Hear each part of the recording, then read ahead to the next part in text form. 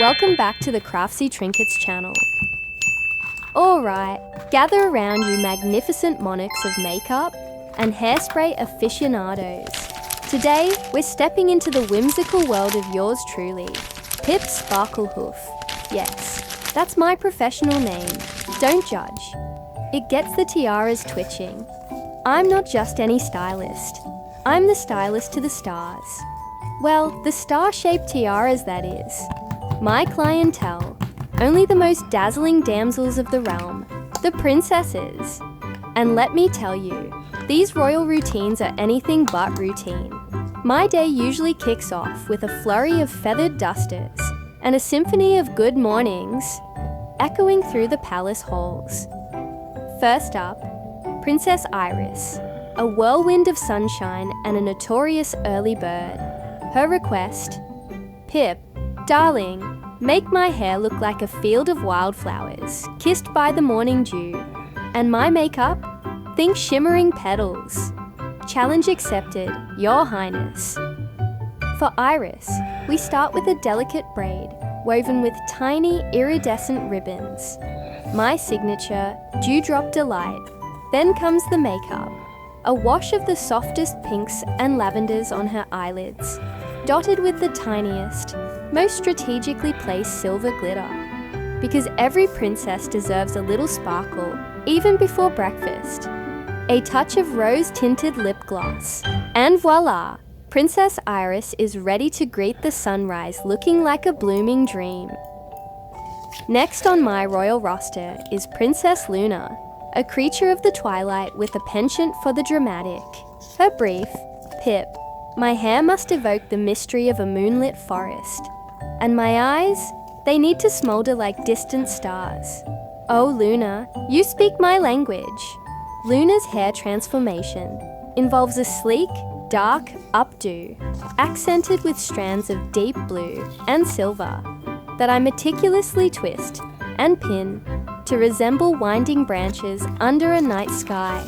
For her makeup, we delve into the smoky spectrum, deep greys and charcoal, blended with a hint of sapphire shimmer, a precise line of liquid eyeliner, and a touch of silver dust at the inner corners of her eyes.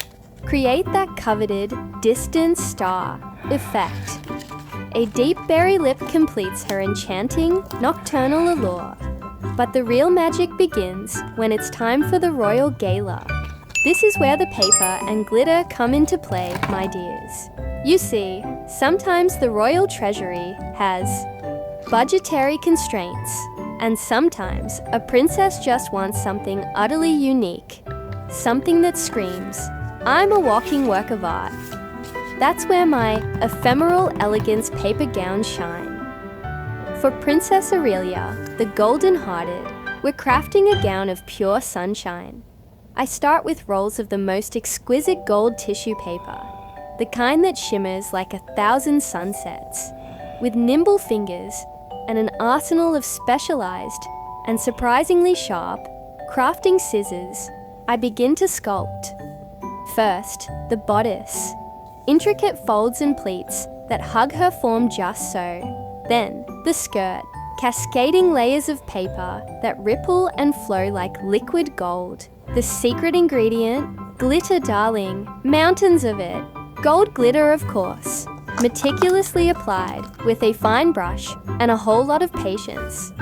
It catches the light with every movement, making Aurelia look like she's spun from pure sunlight. And the final touch, tiny golden seed beads, painstakingly sewn onto the bodice in swirling patterns that resemble constellations.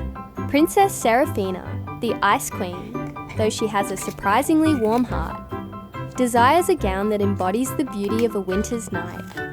For her, I select the most delicate silver tissue paper, the kind that whispers of frost and moonlight. The bodice is a marvel of sharp, elegant angles, mimicking the facets of an ice crystal.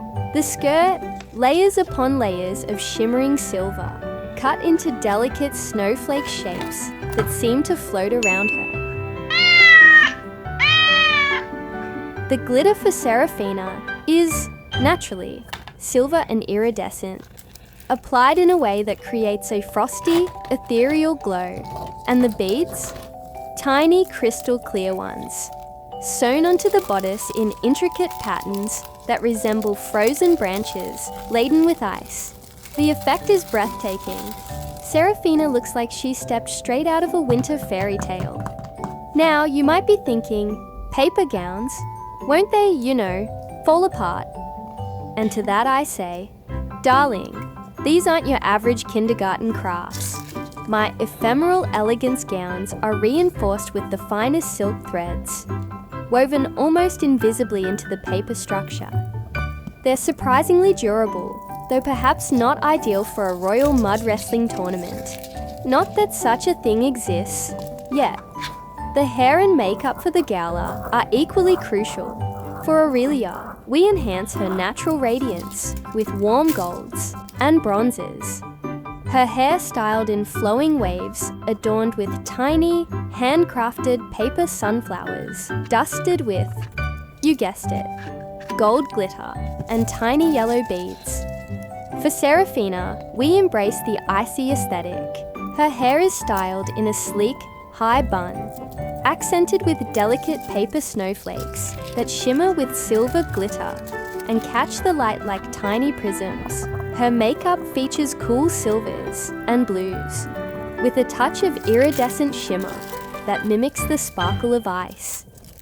Of course, not every princess is a fan of the paper and glitter extravaganza. Princess Beatrice, a pragmatic soul with a love for all things practical, prefers a more traditional approach. Her request, Pip, make my hair neat, my makeup subtle, and please, no glitter that will end up in the royal soup. Understood, Beatrice.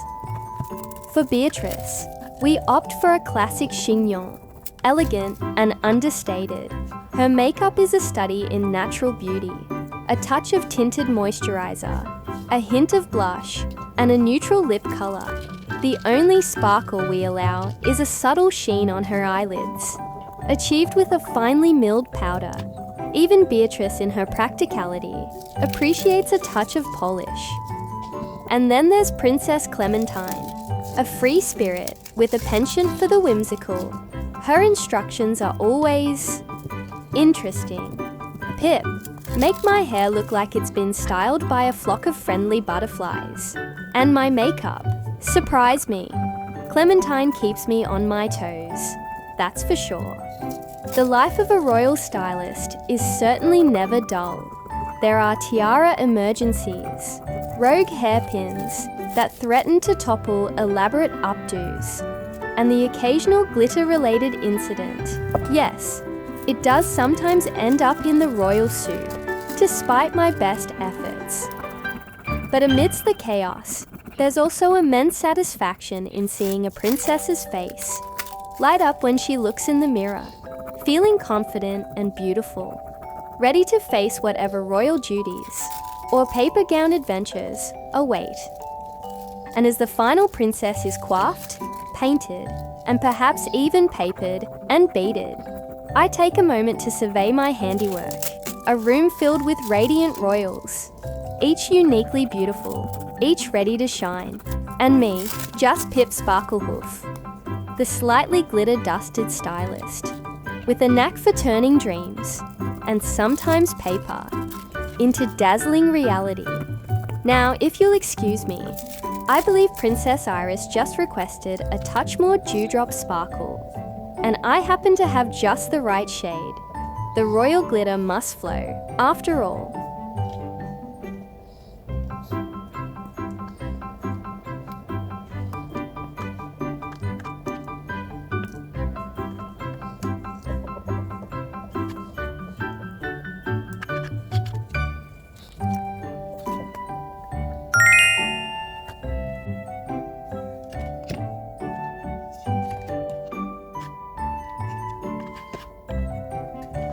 Like and subscribe if you enjoyed this video. Goodbye and see you next time.